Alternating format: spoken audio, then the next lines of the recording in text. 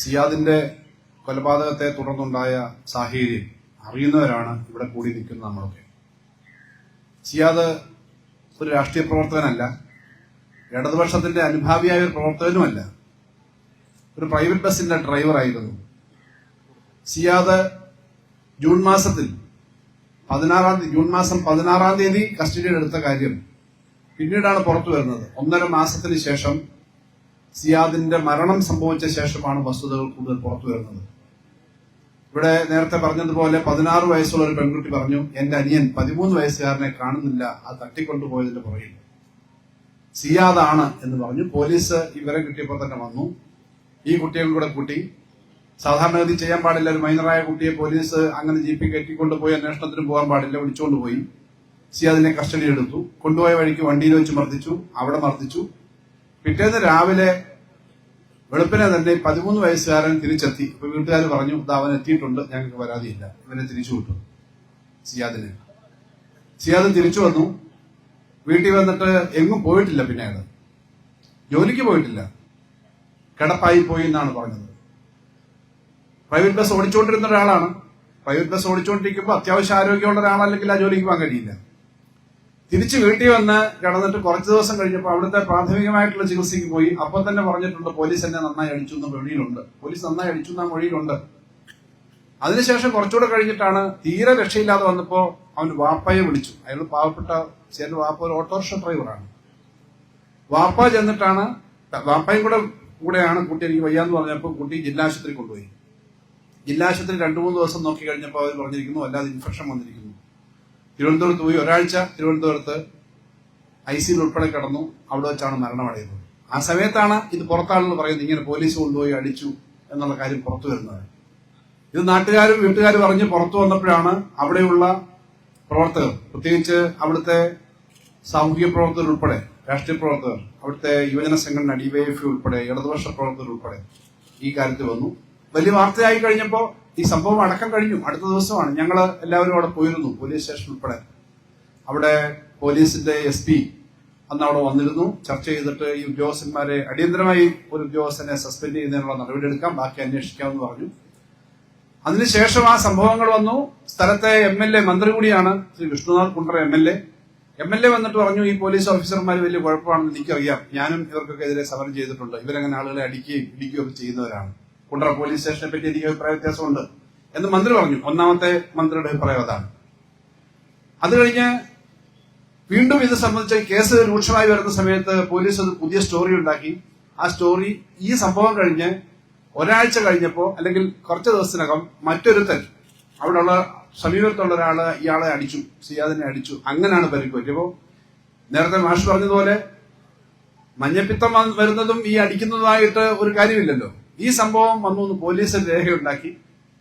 മുഖ്യമന്ത്രി പത്രസമ്മേളനത്തിൽ മറുപടി പറയുമ്പോൾ നമ്മളെല്ലാം മുഖ്യമന്ത്രിമാർ പറയുന്നതും മുൻപ് ആഭ്യന്തരമന്ത്രിയും മറ്റു മന്ത്രിമാരൊക്കെ പറഞ്ഞു കേട്ടിട്ടുണ്ട്. സാധാരണ കൺക്ലൂസീവായിട്ട് അന്വേഷണം നടക്കുന്ന കാര്യത്തിൽ മുഖ്യമന്ത്രിയോ മന്ത്രിയോ മറുപടി പറയാറില്ല. ഇവിടെ മുഖ്യമന്ത്രി പത്രസമ്മേളനത്തിൽ പറഞ്ഞു, ഇയാളെ ഒരാൾ അടിച്ചിട്ടുണ്ട്, പിന്നെ ഇതുപോലെ മറ്റസുഖം വന്നു. മുഖ്യമന്ത്രി ഒരു കാര്യം പറഞ്ഞാൽ ഇവിടെ പറഞ്ഞതുപോലെ മുഖ്യമന്ത്രി പറയുകയാണ്, അതാ ഇയാളെ അടിച്ചിട്ടുണ്ട്, അങ്ങനൊരു കേസുണ്ട് എന്ന് പറഞ്ഞു കഴിഞ്ഞാൽ പിന്നെ ആ സംസ്ഥാന സർക്കാരിലെ ഏതെങ്കിലും ഉദ്യോഗസ്ഥൻ അതിനേക്കാളും വ്യത്യസ്തമായ ഒരു അഭിപ്രായം ഒരു ഫൈൻഡിങ്ങിലേക്ക് എത്തുമോ? പോസ്റ്റ്മോർട്ടം നടത്തുന്ന ഡോക്ടറെ ഉൾപ്പെടെ ബാധിക്കില്ലേത്? ഇയാളെ അടിച്ചു, മഞ്ഞപ്പിത്തമാണ് എന്ന കഥകൾ ചേർത്ത് പറഞ്ഞാൽ അതോടുകൂടി സംസ്ഥാനത്തിന്റെ ഹെഡാണ് പൊളിറ്റിക്കൽ കാര്യങ്ങൾ, രാഷ്ട്രീയ കാര്യങ്ങൾ മാത്രമല്ല അഡ്മിനിസ്ട്രേഷൻ കാര്യങ്ങളെല്ലാം നോക്കുന്ന, പൊതുകാര്യങ്ങളെല്ലാം മനസ്സിലാക്കുന്ന ഒരു മുഖ്യമന്ത്രി പറഞ്ഞപ്പോ പിന്നെ അതോടുകൂടി ആ കേസിന്റെ അന്വേഷണത്തിന്റെ അവസരം പോയി. ആഭ്യന്തരമന്ത്രി പറഞ്ഞു മഞ്ഞപ്പിത്തമാണ്, ഹെപ്പറ്റൈറ്റിസ് B ആണ്. ഞാൻ ചോദിക്കട്ടെ, ഹെപ്പറ്റൈറ്റിസ് B യും മഞ്ഞപ്പിത്തവും ഒക്കെ പിടിക്കുന്ന ആളുകൾ കേരളത്തിൽ എത്രയോ ഉണ്ട്? അവരൊക്കെ മരിക്കുന്നോ? ശരീരം മൊത്തം നീറ് കെട്ടി പഴുത്തു എന്നാണ് വീട്ടുകാരുടെ ഭാഷ പറഞ്ഞാൽ. പഴുപ്പാണ്, മൂക്കിക്കൂടിയും വായിക്കൂടിയൊക്കെ പഴുപ്പ് വരികയാണ് എന്ന് പറഞ്ഞാൽ വലിയ തോതിൽ ഇൻഫെക്ഷൻ ബാധിച്ചു. 1.5 മാസക്കാലം പോലീസ് സ്റ്റേഷനിൽ വെച്ച് നല്ലപോലെ മർദ്ദനമേറ്റ് ഏതെങ്കിലും ഒരു ഇൻഫെക്ഷൻ വന്നാൽ ആ ഇൻഫെക്ഷൻ മരണത്തിന് കാരണമാകുമെന്ന് നമുക്കെല്ലാം അറിയാം.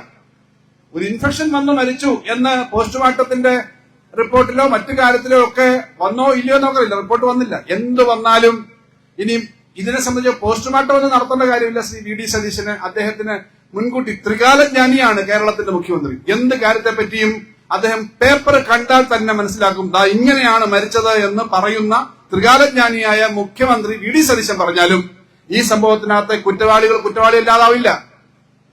കാരണം 1.5 മാസക്കാലം മർദ്ദനമേറ്റ് വീട്ടിൽ നിന്ന് എണ്ണിക്കാൻ വയ്യാതെ കിടക്കുന്ന ഒരാൾ, അയാള് നേരത്തെ ജോലി ചെയ്തിരുന്നതാണ്, ഒരു പ്രൈവറ്റ് ബസ് ഓടിച്ചിരുന്ന ആളെന്ന് പറയുമ്പം ഒരു 10-12 മണിക്കൂറൊക്കെ ജോലി സമയത്ത് പോകേണ്ട ഒരാളാണ്.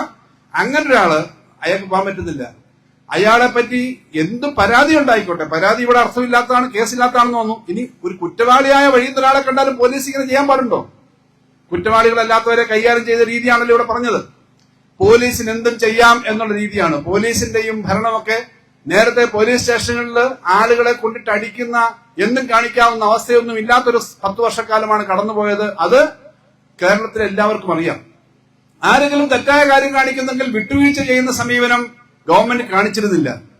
ഇവിടെ ഈ കാര്യത്തിന് എടുത്ത സമീപനം അങ്ങേയറ്റം പ്രതിഷേധാർഹമാണ്. കുടുംബത്തിന് വാസ്തവത്തിൽ കൊച്ചു കുഞ്ഞുങ്ങളാണ്, എങ്ങനെ അവർ ജീവിക്കും? അവർക്ക് ആവശ്യമായ നഷ്ടപരിഹാരം ഉണ്ടാവണം.